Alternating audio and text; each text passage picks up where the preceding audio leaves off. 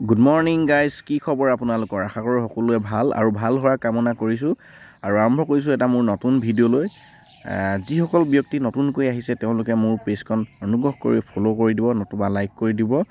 আৰু আপোনালোকে যদি লাইক ফ'ল' কৰে তেতিয়াহে মই নতুন নতুন ভিডিঅ' বনাবলৈ উৎসাহ পাম। গতিকে লাইক আৰু ফ'ল' এটা আপোনালোকৰ পৰা বিচাৰোঁ।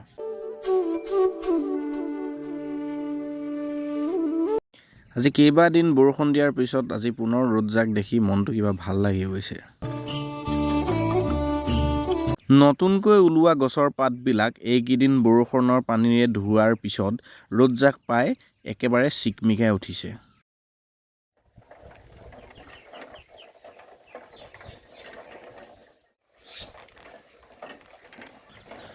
মুখ হাত ধুই লাহেকৈ চাহ অকণমান খাই ওলালোঁ বাৰীলৈ বুলি।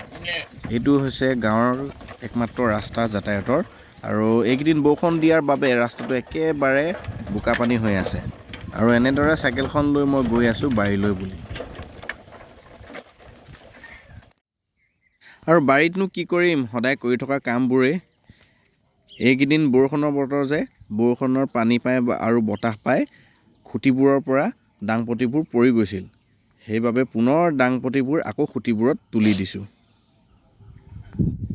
আমাৰনো আৰু কি, খেতিয়কৰ জীৱন এনেকৈয়ে আৰু কৰাটোকে কৰি থাকিব লাগিব। নৈ পাৰৰ খাগৰিকেইডাল দেখি এটাই কথা মনত পৰিছে। ককাই কৈছিল আগতে আমি নৈ পাৰৰ খাগৰি বিচাৰি আনি পেপাৰ চিপহি বনাওঁ, আৰু সেই পেপা বহাগ বিহুত চোতালত বজাবৰ কাৰণে সাজু কৰি ৰাখোঁ। আৰু সেই ককাই কোৱা কথাবিলাক আজি যেন অতীত হ'ল।